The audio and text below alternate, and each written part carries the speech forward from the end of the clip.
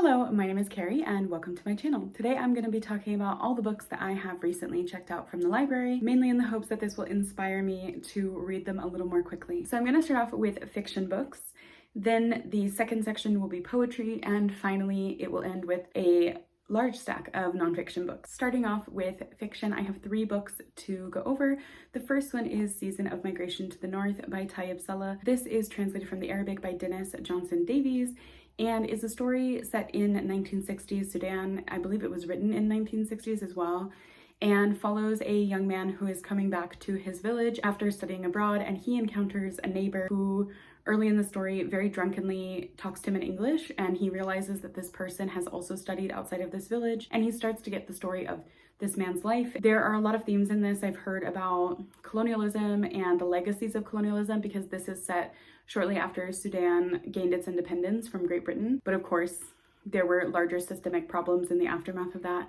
I don't think I've ever read a book by a Sudanese author before, and I'm trying to read more non-Western classics, so I'm hoping this will be a good place to start. The next book that I have is also a translated classic, and that is Searching by Nawal El-Saadawi. This has been translated from the Arabic by Shirley, Eber, and to be honest, I don't know much about what this is about. It's a very short book. All I know is that it's about a woman who has a regular meeting with her lover.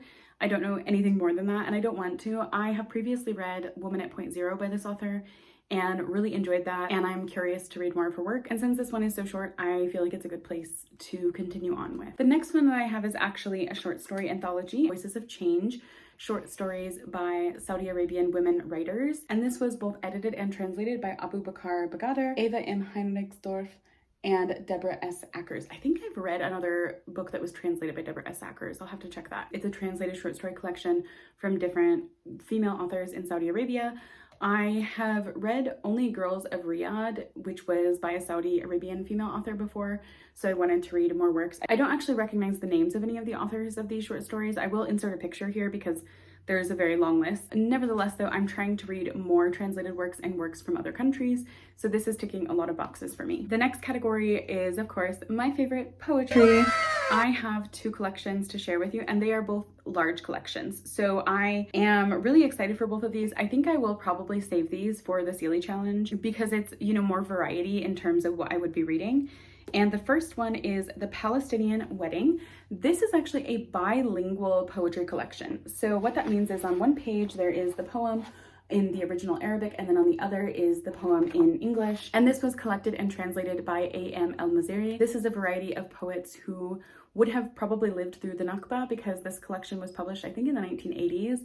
There is a wide selection of Palestinian poets in here. I will insert a photo here of the poets included. Some of these I have read from before and some of them I haven't. Nonetheless, I am really excited to read more from Palestinian poets. The next one is New Poets of Native Nations by Heid Erdrich, or edited, I should say, by Heid Erdrich. There are many different poets included in this, and I will again include a photo here of the poets that are included. This is actually a poetry collection that I forced my library to buy, so I do feel like I have to read it. But I'm pretty familiar with at least 3 or 4 of the poets that are included in here, but the vast majority I haven't read from before, which is always very exciting. I'm really intrigued as to how this collection will have been organized and edited, because on the back, Heid Erdrich makes it very clear that there is a wide variety of styles, generational differences between these poets, and obviously communities that they come from as well. So I'm really intrigued as to how this would have been organized together. Now we're on to the last group, which are nonfiction reads.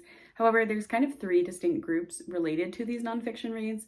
So the first one is a lone wolf, and that is language reads. And this one is Empires of the Word, A Language History of the World by Nicholas Ostler.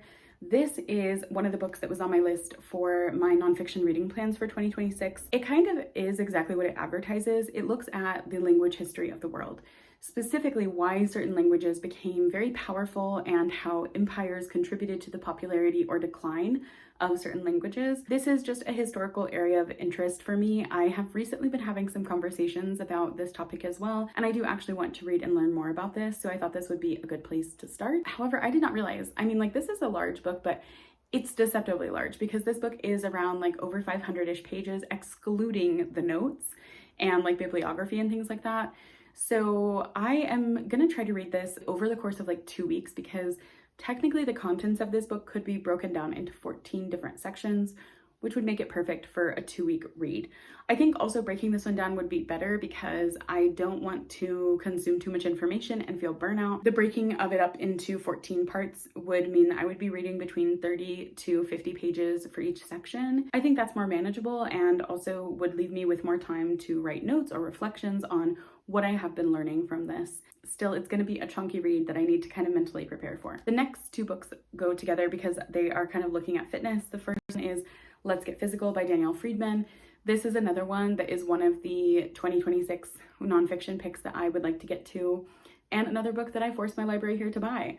This is all about how women kind of revolutionized the fitness movement, especially in the 1980s, and it's a look at how women have had an impact on fitness and exercise throughout the last 50-ish years, which is an area that I am becoming increasingly interested in. The next one is Das Reboot, How German Soccer Reinvented Itself and Conquered the World. This is by Raphael Honigstein, and this is an interesting book to me because it's kind of wrong. This was written in the aftermath of the 2014 World Cup win for Germany, which was a monumental win, not only in terms of Germany really reinventing the national team and investing a lot more in players and training, but also because it seemed like a feat of German engineering in a way of how the German national team was able to make such a stellar performance. I mean, really, that World Cup performance was amazing. Sadly for the author and German football lovers, in the aftermath of that World Cup, there were some really big problems with the German national team that has taken a while to really overcome,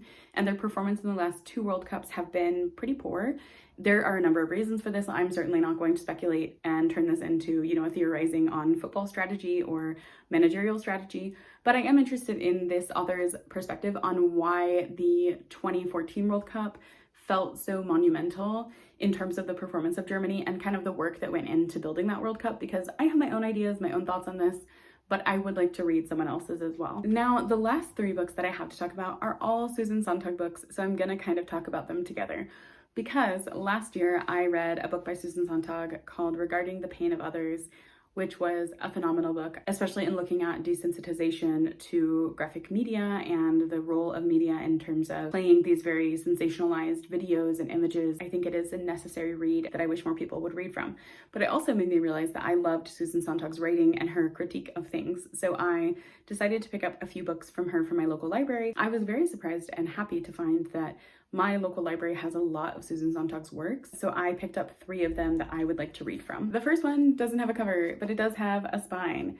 This is a collection of 2 of Sontag's essays, Illness as Metaphor and AIDS as Metaphor, which are both, I believe, about the AIDS epidemic and her thoughts on this. I am thinking I might try to read this one close to reading How to Survive a Plague, which is a much longer nonfiction book about the AIDS epidemic, but I'm not sure if this would be a better starter to read before that or after it. Nonetheless, I am hoping to read it very soon. The next one has a bit of a creepy cover, so I'm gonna give you a warning, and it is on photography. I think this is creepy because of the couple. They're just a little bit haunting to me personally. Maybe that's just me, but this is Sontag's critique of photography and kind of an examination of how photography evolved. There were elements of this in Regarding the Pain of Others that I found interesting, and so I wanted to kind of expand on this because I don't really know anything about photography other than what I read from her first book. So I'm hoping that this one will give me a little bit more insight into this area because obviously Sontag was very passionate about this area of media study. The last book is probably the one that Sontag is most famous for, and that is Against Interpretation. This is the one I am most excited for of these 3 that I have of Sontag's work because this has some of her most famous essays, including Notes on Camp. I'm also really intrigued by this one because I do know that she discusses Brecht in this, Bertolt Brecht, who was a author, playwright, and poet in Germany, and is a figure that I really highly revere. I've read his work in both English and German, which makes me very cautiously curious about what Sontag's thoughts will be on Brecht. But this is just essentially a collection of her essays on various different media that she wrote reflections on, and I think that that really reflects and also complements the work of hers that I've already previously read. I'm really hoping that this one does not disappoint because I would be pretty sad if I ended up not enjoying it. That concludes all of the books that I had to talk with you about today. Most of these are older releases, which are kind of my favorite because I think there are many books that get overlooked in the hordes of new releases that come out each year. So I'm trying to prioritize authors I really want to read from, expanding my palette in terms of languages and countries that I want to read from, and also subject areas that really genuinely interest me.